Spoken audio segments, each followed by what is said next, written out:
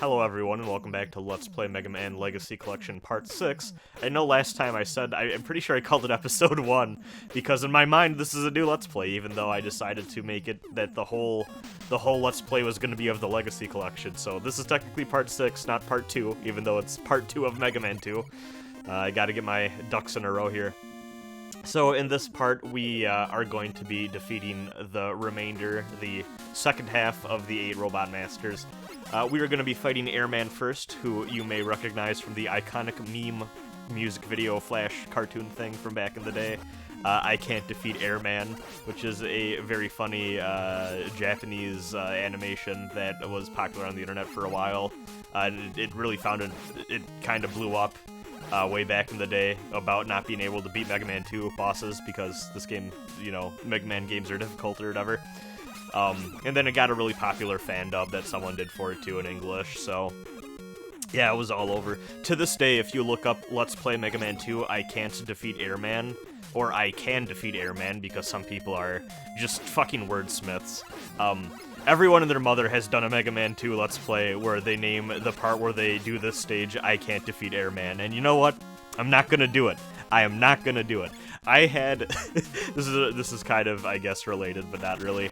I had a teacher, I want to say senior year of high school, who would dock people so hard if they included a cliched phrase or idiom in their writing, because they were like, it just makes you. His exact wording was, it just makes you look like a jackass.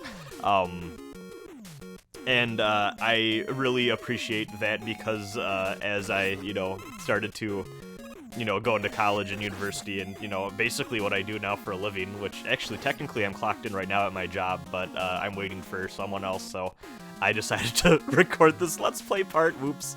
We're, doing my side job when I should be doing my real job, haha. But, no, just, I basically write for a career, and, yeah, I am really happy that I had someone in my life who was basically like, yeah, just please don't use cliches too hard in your writing, because it just makes you really sound like you don't know what you're doing, and, yeah, I definitely think that's advice that a lot of writers don't get, so, not that I'm particularly a great writer.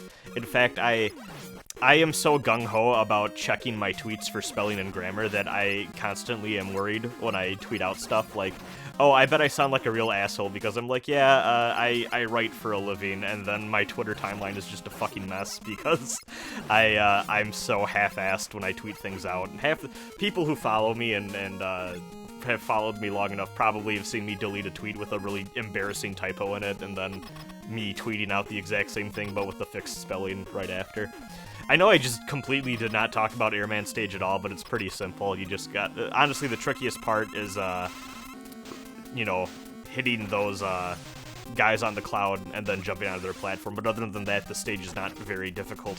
Airman himself can, in fact, be a little tricky, though. But with the leaf shield, you just gotta wait in the corner and let him, basically stand in place while you just, jam him up with leaves, is I'm pretty sure what's the, the logic behind the weakness here.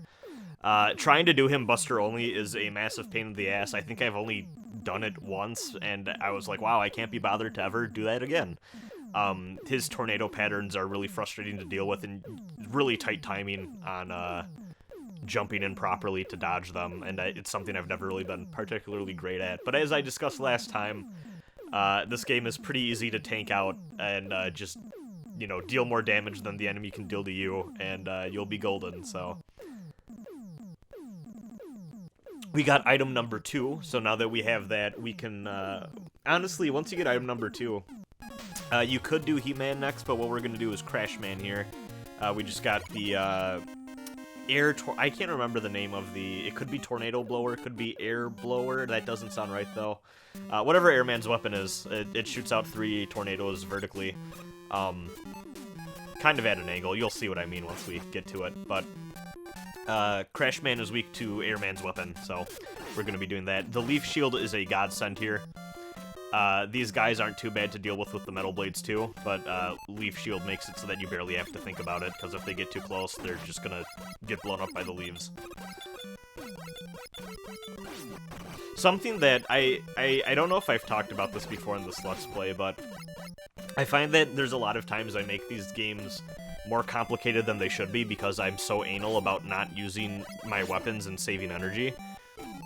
And really, I need to start getting over that. I think it's kind of the same thing as people who don't use they never feel comfortable using that elixir when they're playing Final Fantasy, right? Like, those items are there for a purpose, and if you don't use them, you know, you kind of make things harder on yourself than they really need to be. You know, I know I just had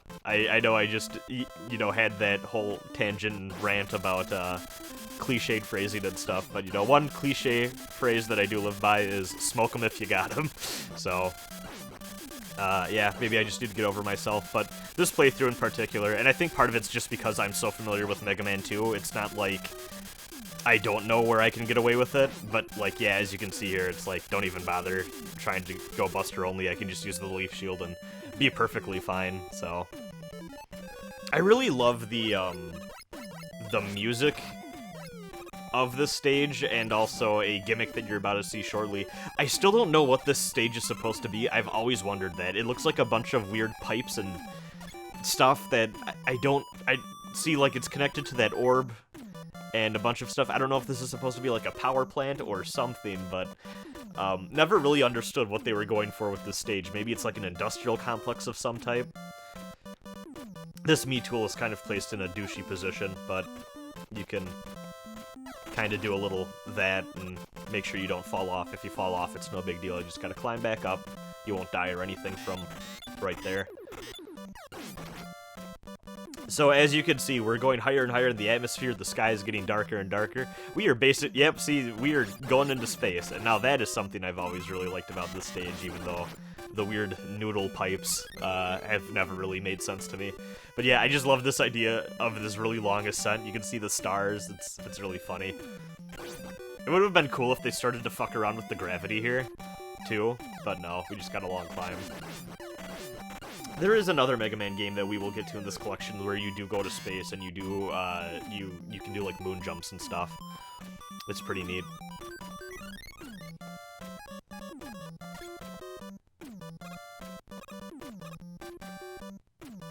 You can use item 2 as a quick boost here. I mean, you can obviously ride on it too, and that's kind of its intended purpose, is you ride on it, and then that way you can easily go through. And yeah, with these guys, you can deal with them with metal blades, like a lot of enemies in this game.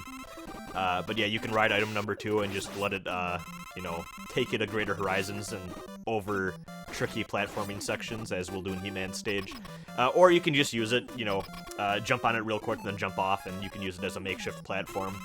Though item number 1, which we'll eventually get, is technically the one you're really supposed to be using as a makeshift platform.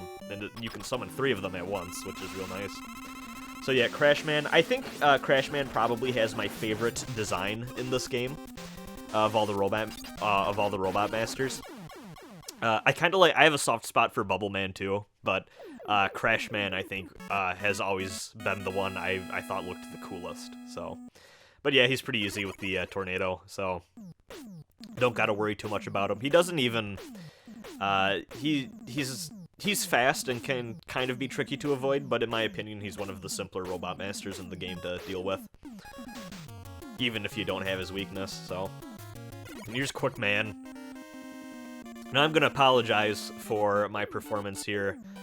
I don't know what the fuck my deal was played through the stage. I normally do not have this much trouble with Quick Man's stage.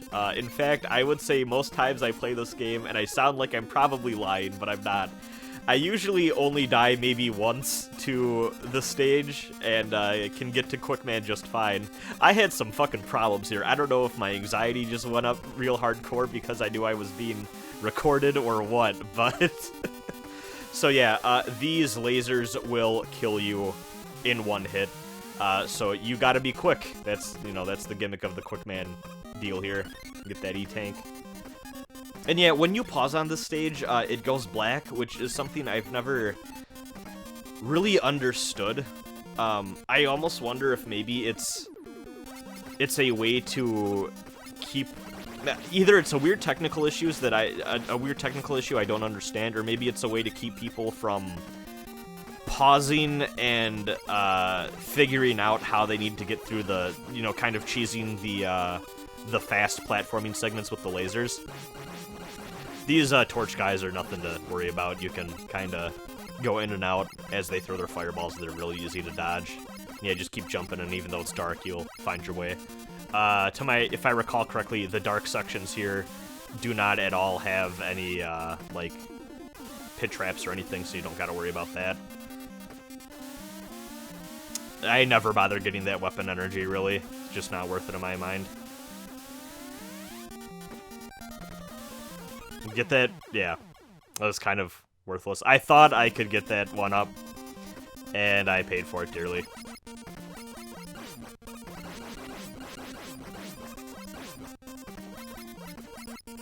So yeah, we start all the way back here. Thankfully, the checkpointing is not terrible for this level. So, that is one thing that, maybe this came up in the Mega Man 1 Let's Play, I'm sorry. I'm sure there's going to be a lot of repeat tips, because these first 6 Mega Man games, there's a lot of just general advice that works for all of them, which is kind of neat. Which is also really cool, too, because as you practice at one of them, you start to get better at a lot of them. And unfortunately, I had a really silly death there, too. But, if you're low on HP and you can grab a 1-up,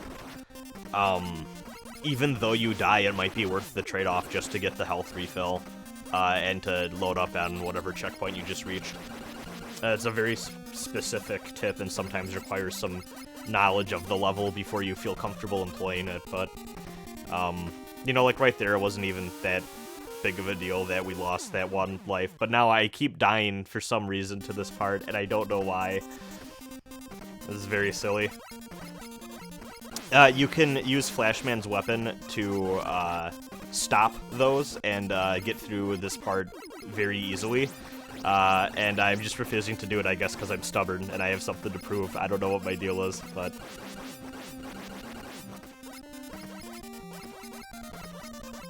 So yeah, you should probably on your first time through, make sure you clear out Flashman before doing this part of the game. And we're really cutting it close there again. But yeah, with enough practice, you can really get it going. It would help if this game had the slide that was introduced in later entries, but it does not, so... Whew, yeah, really cutting it close here.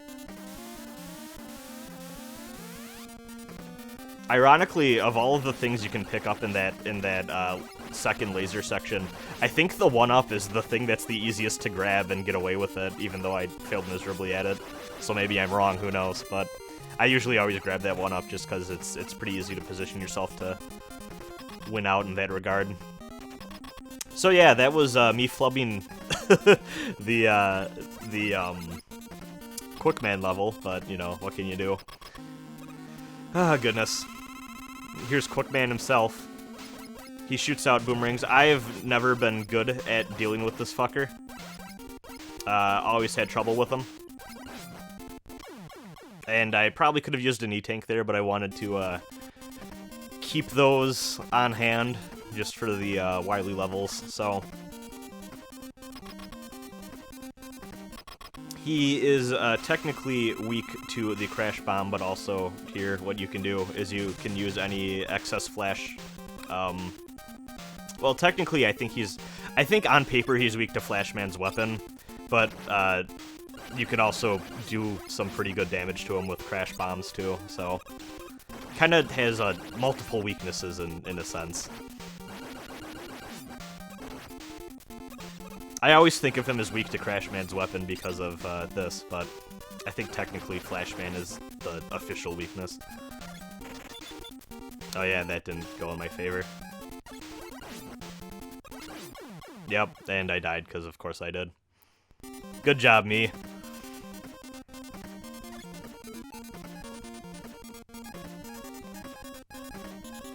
So, now we're just gonna need to brute force it.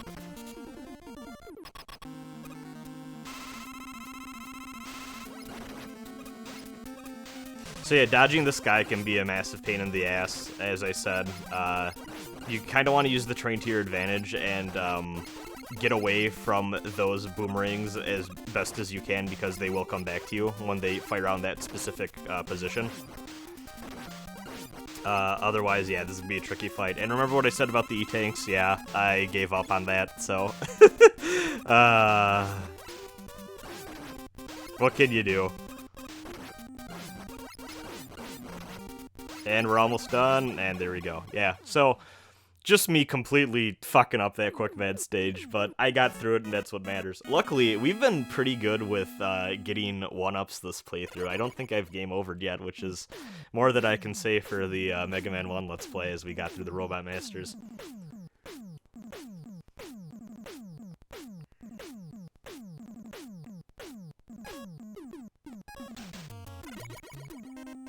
And here's our final Robot Master we're gonna need to fight against. It's none other than Heat Man.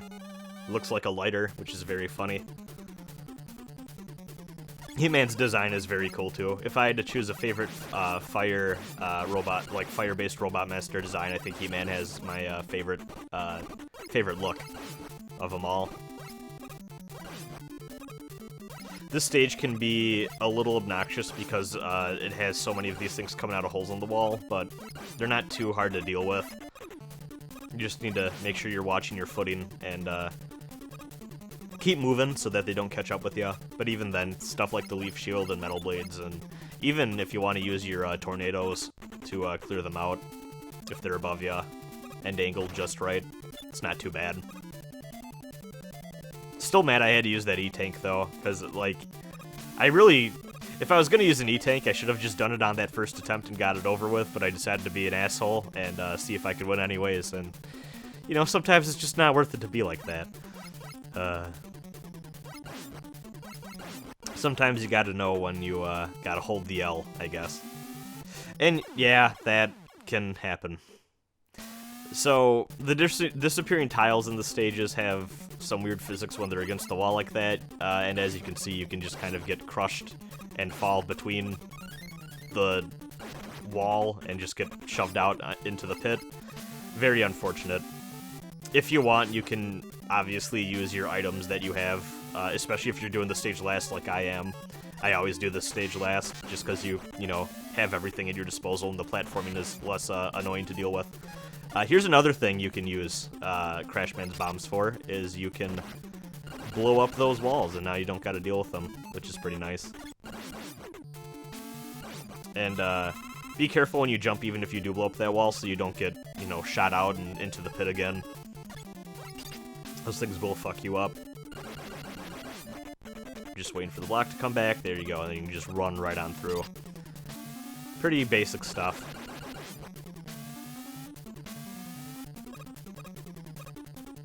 I guess that one you don't really need to blow up. It's probably just easier to do the actual platforming challenge, but... So this is where this gets ridiculous. I have successfully done this block challenge, I think, once in my life, and similar to fighting Airman without his weakness, I do not care to do it again. Don't even need that 1-up. Just use item number 2, and just say fuck it, and yeah, you don't have to worry about that nonsense. It's very simple to go through the stage when you have the item that lets you basically skip the hardest part of the stage. I like the lava flows going through the pipes in the stage too. It looks really neat, and all the brickwork. It's very, very good sprite level design. Mega Man 3 onward, the levels start to look really beautiful, but I've always been fond of the halfway look between the simplistic Mega Man 1 style and kind of them finding their footing with the Mega Man 2 here. But yeah, Mega Man 3 onward, these games start to really look fantastic, and in my opinion, really stretch what the NES was capable of, which is neat. A lot of the later Mega Man games really started to come out towards the end of the NES's library, to the point that I think Mega Man 6 came out, I want to say, a little bit before or after Mega Man X coming out on the Super Nintendo. And I think, actually, funny enough, around the time I was... Mega Man 6 or Mega Man X came out, I want to say, not too long after I was born. Like, I was born in October of '93, and I think they came out... one of them came out, I want to say, like, November of that year. Maybe both of them did, I can't remember. But yeah, we beat Heatman. Not too hard with the bubble weapon. Just gotta make sure you're dodging his shots, not getting hit by the pillar, and jumping over him when he rushes at you. And now we have Atomic Fire. So, with all that out of the way, we don't need to worry anymore about fighting the Robot Masters. Oh, okay, I forgot we don't get item 1 until we beat Heatman stage, but in my opinion, probably you're probably good with item 2 is the best one by far. Item 3 has its uses, and item 1 we're gonna need to use for some of the Wily stages, but item 2 is your real breadwinner here. Once again, we're gonna have to deal with 4 fun stages of wiliness, both in terms of it being literally the Wily Castle and also being a little silly. We got some goofy-ass levels and bosses coming up here, but nothing that we can't handle, so